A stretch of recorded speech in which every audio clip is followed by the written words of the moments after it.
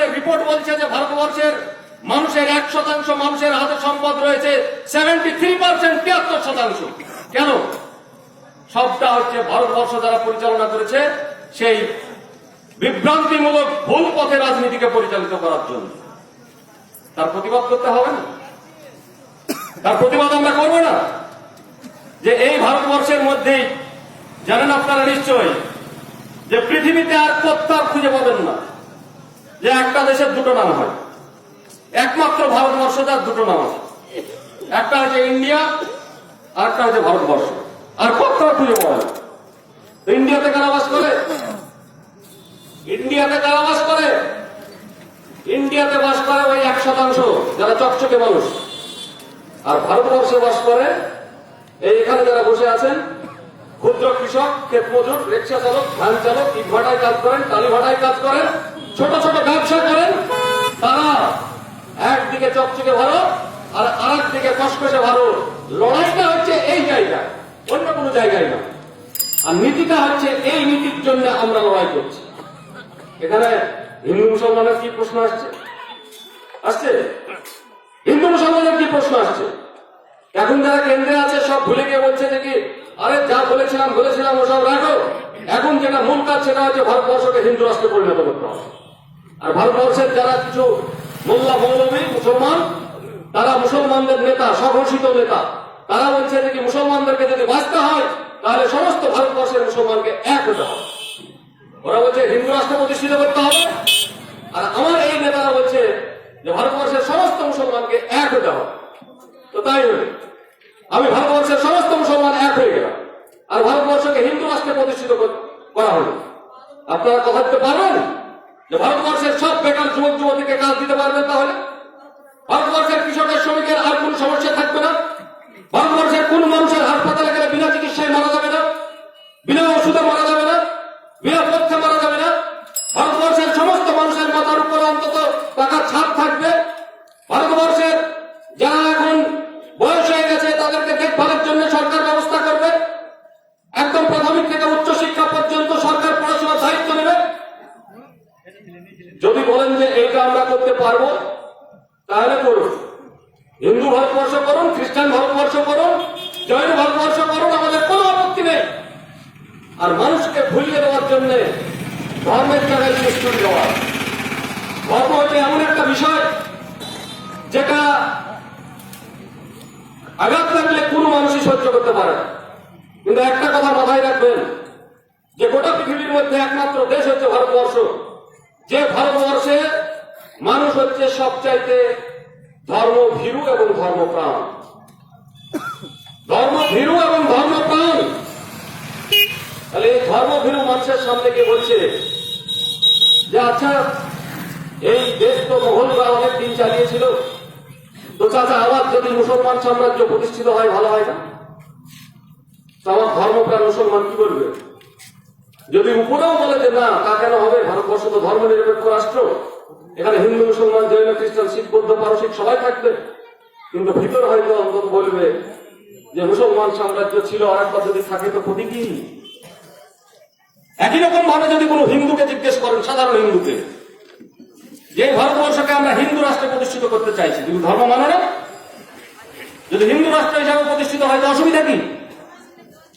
সে হয়তো তর্কের খাতিরে যুক্তির বিচারে বলবে যে না ধর্ম নিরপেক্ষ রাষ্ট্রে তা হতে যাবে কেন, কিন্তু ভিতরে হয়তো আত্মশ্লাঘা অনুভব করবো যে আমি একজন হিন্দু, এটা যদি আমি অস্বীকার করি তাহলে হয়তো আমার পাপ হবে, আর আমার মরার পরে হয়তো আমি নরকে যাব। আর মুসলমান আমার চাচা বা ভাই মনে করবে যে মরার পরে এটা যদি আমি অস্বীকার করি তাহলে আমি বোধহয় ওই দোজখে যাব। আজকে এই ভয় দেখানো হিন্দু রাষ্ট্র প্রতিষ্ঠিত করতে হবে একদিকে, আর আরেকদিকে ভারতবর্ষের সমস্ত মুসলমান এক হয়। হিন্দু রাষ্ট্র প্রতিষ্ঠিত করলে ভারতবর্ষের সমস্যার সমাধান হবে না। মুসলমানরা এক জায়গায় হয়ে গেলে ভারতবর্ষের সমস্যার সমাধান হবে না। তার জলজান্ত উদাহরণ হচ্ছে একমাত্র ধর্মের ভিত্তিতে এই ভারতবর্ষটা ভেঙে তিনখান হয়ে গেছে। ভারত, বাংলাদেশ, পাকিস্তান। মানেন তো? সবাই মানবেন ভারত, বাংলাদেশ, পাকিস্তান এটা একটাই দেশ ছিল। ধর্মের ভিত্তিতে ভেঙে তিনখান হয়ে গেছে। আবারও সুশ্রী উঠেছে, বলে হিন্দু রাষ্ট্রে পরিণত করতে হবে। আচ্ছা, পার্শ্ববর্তী বাংলাদেশ 96% মুসলিম, 96% মুসলমান, মাত্র 4% হিন্দু বাস করে। বাংলাদেশে কোনো সমস্যা নাই?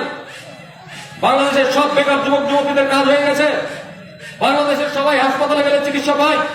বাংলাদেশে কোনো মানুষের কোনো ধরনের কিছু সমস্যা নাই? বাংলাদেশে মানুষ খুন হচ্ছে না? মমতা ব্যানার্জির আর হাসিনার তো একই স্টাইল। এ তো পরে গুনতি পর্যন্ত ব্যালটে ছাপ ফেলেছে, আর ও ভোট শুরু হবার আগেই ব্যালট প্যাক করে নিয়ে চলে এসছে। ভোট পোল হওয়ার আগেই ব্যালট প্যাক করে নিয়ে চলে এসছে পুলিশে, আর যে এসছে একই রকম ভাবে বলে ভোট হয়ে গেছে। ওরা গোনাগুনি কোনো সিন না।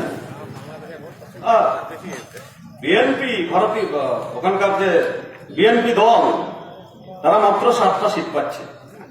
কি আশ্চর্য কথা! এত মানে বিশাল ভাবে লড়ার পর অত আগে দেখতাম যে ওখানে প্রতি 5 বছর অন্তর অন্তর প্রায় অদল বদল হতো সরকার। তাহলে সেখানেও একটা স্বৈরাচারী সরকার কিন্তু চলছে, এটা মাথায় রাখতে হবে। তাহলে সেখানেও আজকে মুসলমানরা ভালো নাই। আচ্ছা, একদম খাঁটি মুসলমান দেশে চলে, ওখানে তো তাও 4% আছে, ওটাকে ইসলামিক দেশ হিসেবে ঘোষণা করা হয়নি। পাকিস্তান কি দেখেন খবরের কাগজে? প্রত্যেক 7 দিন অন্তর যদি একটা খবর না পান, তাহলে আমাকে ফোন করবেন ফোন নাম্বারটা নিয়ে, যে দেখবেন যে মসজিদের ভিতরে আমার ধর্মপ্রাণ ভাইয়েরা নামাজ পড়ছে, আর মসজিদের ভিতরে ভাঙ করে একটা বোম বাজতে গেল। যারা নামাজ পড়ছিলেন সব শেষ, ওখানে খতম। কারা করল? হিন্দুরা, খ্রিস্টানরা, অন্য কোনো মানুষ না, শিয়া আর সুন্নি। এই মুসলমানদের মধ্যেও ভেদাভেদ আছে, শিয়া আর সুন্নি। বলে শিয়ারা নামাজ পড়ছে, সুন্নিরা বলবে যে এই সুযোগ চালিয়ে দেবে, আর সুন্নিরা নামাজ পড়ছে মানে পাল্টাপাল্টি। একই রকম ভাবে এই খবর আপনি পাবেন। পৃথিবীতে 3টে দেশ আছে, যে 3টে দেশ হচ্ছে হিন্দু মেজরিটি। এক হচ্ছে ভারত, 2 হচ্ছে নেপাল, আর 3 হচ্ছে মরিশাস। এর বাইরে কোথাও হিন্দু নাই। আর পৃথিবীতে 50টির বেশি দেশ আছে যেটা হচ্ছে মুসলিম মেজরিটি। তো যেখানে আমরা পুণ্য অর্জনের জন্য যাই, খোদ সৌদি আরব হজ করতে যাই, তো সেখানেই যদি তাকান, খবর রাখেন কেউ যে সৌদি আরবে একটা তো ইমাম থাকে না, কয়েকটা ইমাম থাকে। তো সেখানকার যে প্রধান ইমাম, তাকে গ্রেপ্তার করা হয়েছে কদিন আগের পর। কেন গ্রেপ্তার করা হয়েছিল? সৌদি আরবে গণতন্ত্র নেই, সেখানে রাজতন্ত্র। 2019 সালে আধুনিক ভারতবর্ষে, আধুনিক পৃথিবীতে কেন সেখানে রাজতন্ত্র চলছে? রাজতন্ত্র চলছে এই কারণে যে সেখানকার রাজারা মার্কিন সাম্রাজ্যবাদের পা চেটে চলছে। সেই জন্য যেদিন পাচাটা বন্ধ করে দেবে, সেই দিন দেখবেন যে সৌদি আরবে ভোট হবে। যতদিন ভালো করে চেটে ফুটে চলতে পারবে, ততদিন ভোট হবে না, সে রাজা যতই অযোগ্য হোক। আর যখনই দেখবেন যে কি নিজে কিছু করতে যাবে, সেখানে ভোট হবে। খোঁজ নিয়ে দেখবেন যে এখন তো অনেক ছেলে মেয়েরা যাচ্ছে সৌদি আরবে, বাইরে দেখে কিছু বুঝতে পারবেন না, কিন্তু অনেক মেয়েরাও যাচ্ছে সৌদি আরবে বাড়ির কাজ করার জন্য। মেয়েরা এসে বললে বুঝতে পারবেন, কোন মেয়ে যদি আপনাদের এলাকার যায়, যে বাইরে তাদের এক ধরনের রূপ, আর বাড়ির ভিতরে তাদের আর এক ধরনের রূপ। জমি রাখা যাবে না। কোথাও যদি গৃহযুদ্ধ লাগাতে হয়, কোথাও যদি সাম্প্রদায়িক দাঙ্গা লাগাতে হয়, কোথাও যদি বিশৃঙ্খলা পাকাতে হয়, তাহলে সাম্রাজ্যবাদী শক্তির প্রথমেই লক্ষ্য থাকে যে আগে শারীরিকভাবে আঘাত করতে হবে না, আগে মগজটাকে দখল করে দাও, সেখানকার সংস্কৃতিকে আগে ভেঙে তছনছ করে দাও।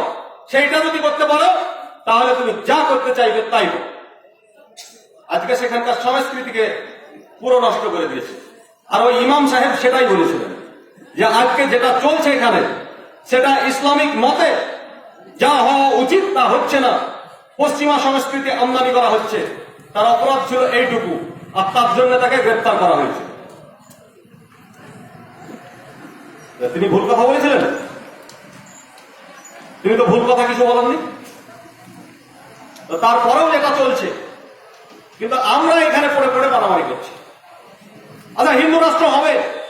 আমার স্বরূপপুরের যে সমস্ত হিন্দু ভাই বোনেরা আমার আলোচনা শুনছেন, আমি একটু অনুরোধ করবো যে আপনারা শুনুন যে কোন হিন্দু রাষ্ট্র প্রতিষ্ঠিত হবে। আমরাও সমর্থন করছি। কোন হিন্দু রাষ্ট্র প্রতিষ্ঠিত হবে? এই হিন্দু রাষ্ট্র যদি প্রতিষ্ঠিত হয় তাহলে বেদের আইন প্রচলিত হবে, যে একটা বেদ আছে ঋক্সাম যজুর ধর্ম, না উপনিষদের আইন প্রচলিত হবে, না মনুসংহিতার আইন প্রচলিত হবে? এইটা আগে ক্লিয়ার করতে হবে আপনাদেরকে, যে হিন্দু রাষ্ট্র প্রতিষ্ঠিত হলে হিন্দু ধর্ম মত অনুযায়ী সেখানে রাষ্ট্র পরিচালিত হবে। তাহলে মনুসংহিতায় কি বলা হয়েছে, আপনার উপনিষদে বা কি বলা হচ্ছে, যে আপনাদের মতে মানুষ সৃষ্টি হয়েছে ব্রহ্মা থেকে, ব্রহ্মার মাথা থেকে যারা জন্মগ্রহণ করেছে তাদের বলা হয় ব্রাহ্মণ, বাহু থেকে যারা জন্মগ্রহণ করেছে তাদের বলা হয় ক্ষত্রিয়, গুরু থেকে যারা জন্মগ্রহণ করেছে তাদের বলা হয় বৈশ্য, আর একদম পায়ের তালু থেকে যারা জন্মগ্রহণ করেছে তাদের বলা হয় শূদ্র। এখন সংজ্ঞাটা একটু চেঞ্জ হয়ে গেছে। এখন টাকা থাকলে আবার প্রমোশন দিয়ে শূদ্র থেকে ব্রাহ্মণে তুলে নেওয়া হয়। যার টাকা বেশি, ধরেন কোন শূদ্র বেশি টাকা ইনকাম করে ফেলেছে, তার প্রমোশন দিয়ে, এই যেমন বিভিন্ন চাকরিতে প্রমোশন হয় না, পুলিশের হয়, অন্যান্য জায়গাতে হয়, প্রমোশন হয়, তো কোন শূদ্রের যদি টাকা বেশি হয়ে যায় তাহলে তাকে প্রমোশন দিয়ে ব্রাহ্মণ করে দেওয়া হচ্ছে। এটা ভারতবর্ষের যে সংবিধান প্রণেতা ডক্টর বি আর আম্বেদকর, ভীমরাও রামজি আম্বেদকর, তাকেই স্বয়ং করা হয়েছে। এই হিন্দুরা বলেছিল যে একটা মাল আছে, এই ব্রাহ্মণরা অতএব একে ছাড়া যাবে না, একে প্রমোশন দিয়ে উপরে তুলে নেবে। বি আর আম্বেদকর শূদ্র জাতির মানুষ ছিলেন। এবং স্বামী বিবেকানন্দ, যিনি সনাতন হিন্দু ধর্মের প্রতিনিধি হয়ে আমেরিকার শিকাগো শহরে ভাষণ দিয়েছিলেন, একটা ভাষণের জন্য তিনি বিখ্যাত হয়ে গেছেন, তিনিও ব্রাহ্মণের ছেলে ছিলেন। যারা আমার আলোচনা শুনছেন তারা নিশ্চয়ই এটা জানেন, বিশেষ করে হিন্দু আমার ভাই বোনেরা যারা আলোচনা শুনছেন। এবং এটা যখন তিনি হিন্দু শিকাগো শহরে ভাষণ দিয়ে আসলেন, গোটা পৃথিবী জুড়ে তার নাম ছড়িয়ে পড়েছে। এখানে এসে যখন পশ্চিম বাংলায় তাকে সংবর্ধনা দেওয়ার জন্য ডাক পড়ল তৎকালীন হাইকোর্টের বিচারপতিকে, তো হাইকোর্টের বিচারপতি এই মন্তব্যটা করেছিলেন যে ওই শূদ্রের ছেলেকে আমাকে সংবর্ধনা দিতে হবে, আমার হাত দিয়ে সে সংবর্ধনা পাবে, প্রত্যাখ্যান করেছিলেন, তিনি যাননি। ইতিহাসকে ভুললে তো চলবে না, এগুলো যে ইতিহাস। আর সনাতন হিন্দু ধর্মের উপরে ভাষণ দিয়ে তিনি শুধু হিন্দু নয়, হিন্দু, মুসলমান, জৈন, খ্রিস্টান, শিখ, বৌদ্ধ, পারসিক সবার মন কেড়ে নিয়েছিলেন। তিনি বলেছিলেন একটা কথা, যে কোনো ক্ষুধার্ত মানুষের কাছে যদি ধর্মের কাহিনী শোনাতে যাও, এর চাইতে বড় পাপ আর কিছু নেই। এটা শুধু হিন্দু ধর্মের জন্য বলেন, মুসলমান ধর্মের ক্ষেত্রেও একই কথা। তাহলে আগে আপনার পেট কি করে ভালো থাকবে, দুবেলা দুমুঠো খেতে পাবে, সেই ব্যবস্থাটা আগে করতে হবে। আপনার বস্ত্র কিভাবে থাকবে সেই ব্যবস্থাটা আগে করতে হবে। আপনার মাথার উপর একটা ছাদ কিভাবে থাকবে সেই ব্যবস্থাটা আগে করতে হবে। আপনার ছেলে মেয়েদের শিক্ষিত করতে পারবেন কিভাবে সেই ব্যবস্থাটা আগে করতে হবে। আপনার হাসপাতালে গেলে চিকিৎসা কিভাবে পাবেন সেই ব্যবস্থাটা আগে করতে হবে। তারপরে যদি সবটা কুল বজায় থাকে তাহলে আপনি মন দিয়ে ধর্মটা করতে পারবেন। আর যদি আপনার পেট খিদের জ্বালায় চুচু করে তাহলে কোনো কিছুতেই মন বসবে। আমরা অন্যায় বলছি? ইটভাটার শ্রমিকদের বেতন বৃদ্ধি করতে হবে, বিড়ি শ্রমিকদের মজুরি বৃদ্ধি করতে হবে, ক্ষেত মজুরদের মজুরি বৃদ্ধি করতে হবে। হিন্দু মুসলমানের প্রশ্ন কোত্থেকে আসে? কে হিন্দু কে মুসলমান? ওরা বলছে যে কি এই যারা আছো দুদিকে ভাগ হয়ে যাও। মানে কিভাবে আন্দোলনটাকে দুর্বল করা যায়, একসঙ্গে লড়লে তো আন্দোলন শক্তিশালী হবে। আর তৃণমূল কংগ্রেসের ভাইদের বলবো যে এই বিড়ি শ্রমিকদের মজুরি বৃদ্ধি করতে হবে, ক্ষেত মজুরদের মজুরি বৃদ্ধি করতে হবে, শ্রমিকদের মজুরি বৃদ্ধি করতে হবে, ইটভাটা টালিভাটায় যারা কাজ করছে তাদের মজুরি বৃদ্ধি করতে হবে। আর এই শ্রমমন্ত্রী কাকে করা হয়েছে জানেন? আমাদের জেলা, তার নাম হচ্ছে মাননীয় জাকির হোসেন। মুর্শিদাবাদ তথা ভারতবর্ষের মানে গণ্যমান্য শিল্পপতিদের মধ্যে একজন। তাহলে যিনি শিল্পপতি তাকে করা হয়েছে শ্রম মন্ত্রী, মানে গরিব মানুষের প্রতিনিধি, গরিবের উন্নতি করবেন তিনি। তো তার বিড়ি আছে, বিড়ি কারখানা আছে, গোটা জঙ্গিপুর সাব ডিভিশন এলাকায় দেখবেন যে বিড়ি বাঁধে। তো তার বিড়ির নাম হচ্ছে শিখ বিড়ি। এরা নিজের মুনাফা লোটার জন্য যত ধরনের অনৈতিক কাজ আছে সব ধরনের অনৈতিক কাজ করতে তারা প্রস্তুত। একবার আপনাদের মনে প্রশ্ন জাগে না যে জাকির হোসেন মুসলমান? আমরা যখন দেখি যে দোকানের সামনে বিভিন্ন ধরনের নাম লেখা আছে, এই যারা ছোটখাটো দোকানদার ব্যবসায়ী আছে তারা বেশিরভাগই দেখি যে যারা মুসলমান তারা মুসলমানদের নাম লিখেছেন, যারা হিন্দু তারা হিন্দুর নাম লিখেছেন। কিছু নাম থাকে কমন, যারা হিন্দু মুসলমান বলে কিছু নয়, অন্য ধরনের নাম রাখেন। তো জাকির হোসেনের বিড়ি, সেই বিড়ির নাম শিখ কেন? জাকির হোসেনের ডালের ফ্যাক্টরি, সেই ডালের ফ্যাক্টরির নাম শিখ কেন? জাকির হোসেনের অন্য যেসব ব্যবসা তার নাম শিখ কেন? এটা খুব চালু মাল। মুসলমান কত আছে পশ্চিম বাংলায়, ভারতবর্ষে? কাজে ওই নামটা ব্যবহার না করলে পশ্চিম বাংলা ভারতবর্ষের বেশি মানুষকে আকৃষ্ট করা যাবে না। তার জন্য নামটা হয়েছে শিখ। মোস্তাক হোসেন, তার পশ্চিম নাম কি? পতাকা। ধরে নিলাম যে এটা একটা নিরাপত্ত না। ওই যে গিয়াসউদ্দিন, সব এখন তৃণমূল করছেন, বুড়ির মালিক যাদের কথা বলছি। এই ৩-৪ জনের নাম আমরা জানি, আপনারা জানেন, কিন্তু জঙ্গিপুর সাব ডিভিশন এলাকায় প্রায় 150 থেকে 200 এই ধরনের বিড়ির মালিক আছে যারা হাজার হাজার কোটি টাকার মালিক। তো গিয়াসউদ্দিনের বিড়ির নাম হচ্ছে হাওড়া বিড়ি, বাড়ি হচ্ছে ঔরঙ্গাবাদে, আর বিড়ির নাম হচ্ছে হাওড়া। এগুলো হচ্ছে ব্যবসায়িক মানে ট্যাকটিক্স, ব্যবসায়িক একটা কৌশল। আমি ছেড়ে দিন, সে ব্যবসা করার জন্য সে কৌশল অবলম্বন করতে পারে, কিন্তু এইটা কখনো গ্রহণযোগ্য হতে পারে? আপনারাই কথায় কথায় বলেন কোন অনৈতিক কাজ যদি কেউ করে তাহলে বলেন যে বিড়ালকে মাছ জোগাতে দিলে মাছ থাকে, তো থাকবে সেই মাছ? সবাই কথায় কথায় বলেন এটা। বিড়ালকে কখনো মাছ জোগানোর দায়িত্ব দেওয়া যায় না। তো আমাদের রাজ্যের তৃণমূল কংগ্রেস, আমাদের রাজ্যের দিদিমণি সেই কাজটাই করেছেন, বিড়ালকে মাছ জোগানোর দায়িত্ব দিয়েছেন। শিল্পপতি জাকির হোসেনকে দায়িত্ব দিয়েছেন যে কিভাবে ব্রিজ শ্রমিকদের উন্নতি করা যাবে, কিভাবে ইটভাটা শ্রমিকদের উন্নতি করা যাবে, কিভাবে টালিভাটা শ্রমিকদের উন্নতি করা যাবে। তিনি হচ্ছেন শ্রমমন্ত্রী। এগুলো যদি আমরা বলতে যাই তাহলে তৃণমূল কংগ্রেস বলবে যে সব এগুলো মানুষকে বিভ্রান্ত করার জন্য বলছে। আপনারাই দেখেন, যদি খোঁজ নিয়ে দেখেন জঙ্গিপুর সাব ডিভিশনে যে এখন সরকারি ভাবে যারা বিড়ি বাঁধেন, সরকার নির্দিষ্ট করে দিয়েছে যে 1000 বিড়ি বাঁধলে 152 টাকা পাওয়া যাবে। আর ওরা গিয়ে বাড়িতে বাড়িতে বলছে যে সরকারি রেট যদি 152 টাকা চাও আমরা দেব না, 7 দিন কাজ পাবে না, 2 দিন কাজ দেবো। আর আমরা যে রেট দিচ্ছি 100 টাকা বা 110 টাকা, সেই রেটে যদি কাজ করো তাহলে 7 দিন কাজ দেবো। এটা হচ্ছে ভিতরের খবর। এরা হচ্ছে শ্রমমন্ত্রী। এই জন্যে বিড়ি বেঁধে রাতারাতি বড় লোক, রাতারাতি ধনী, হাজার হাজার কোটি টাকার মালিক কিভাবে হয় কোনো কিচ্ছু করে হতে পারে না। এই পৃথিবীতে যা কিছু চকচকে ঝকঝকে সুন্দর দেখছেন তার শুধুমাত্র দুটো অংশের মানুষের লেবারকে, গায়ের শ্রমকে চুরি করে। তাই এখানে যারা বসে আছেন এই সমস্ত মানুষের শ্রমকে চুরি করে, লেবারটাকে চুরি করে, আর কিচ্ছু চুরি করতে পারে না কোথাও থেকে। তাহলে 1000 বিড়ি একটা মানুষ খুব যদি ভালো বিড়ি বাঁধতে পারে তাহলে একদিনে 1000 বিড়ি বাঁধতে পারে, আমি ধরে নিলাম। তাহলে 1000 বিড়ি বাঁধলে সে পাবে মাত্র 152 টাকা। কি হবে 152 টাকায়?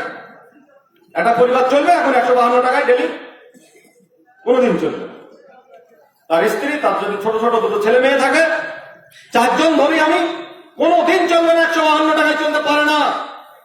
তাহলে চুরিটা করছে কোথায়? ওই যে বিড়ি লেবার শ্রমটা দিচ্ছে, সেই শ্রমটাকে, লেবারটাকে চুরি করে নিচ্ছে।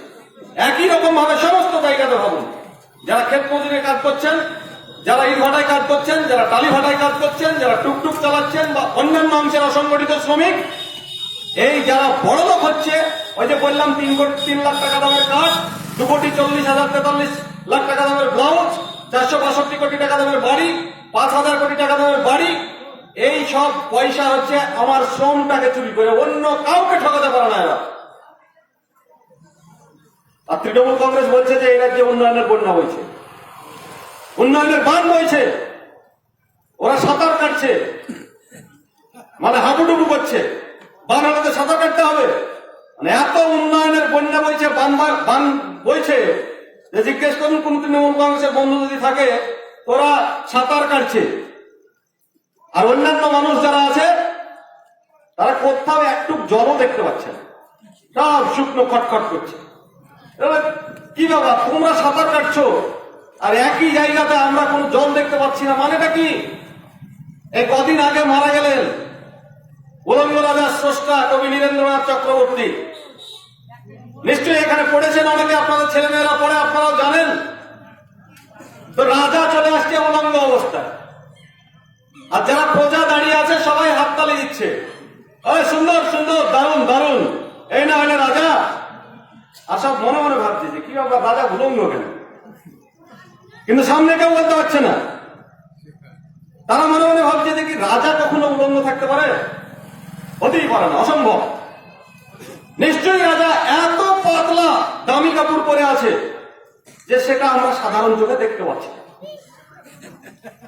সাধারণ চোখে দেখা যাবে না অত দামি কাপড়। আর না হলে যারা আমরা দেখতে পাচ্ছি না তারা পাপী। এক যারা পাপী তারা দেখতে পাবে না, আর দুই সাধারণ চোখে অত সাদা কাপড় দেখতে পাওয়া যাবে না। কিন্তু ভুলটা ধরিয়ে দিয়েছিল কে? একটা ছোট্ট বালক। সে আঙুল তুলে বলেছিল যে রাজা তোর কাপড় কোথায়? ওই ছেলেটা ভুল দেখেছিল না। একই রকম ভাবে আপনারা আঙুল তুলবেন আর সঙ্গে তৃণমূল কংগ্রেসকেও বলবেন যে নবান্নের 14 তলার রানী উলঙ্গিনী রানী, সবাই দেখছে দেখি কাপড় পরে আছে, ওর কোনো কাপড় নাই। উন্নয়নের বন্যা বলছে, ওরা এখন বসে বসে বলছে যে কি দেখলেন, যা বলেছিলাম তাই। আগের বক্তারাও দুর্নাম করে গেল, এও দুর্নাম করছে তৃণমূল কংগ্রেসের। একটা কথা বললো, আমরা যে ভালো কাজগুলি করলাম, তো ঠিক আছে, আপনারা অধৈর্য হবেন না, আমি ভালো কাজগুলি এখন কি কি করেছে তৃণমূল কংগ্রেস বলে দিচ্ছি। ওরা বক্তব্য রাখতে উঠলে এখানে বলবে যে জানেন আমরা সবুজ সাথী চালু করেছি, সব স্কুলের ছেলে মেয়েদের সাইকেল দিয়েছি, এটা উন্নয়ন নয়? জানেন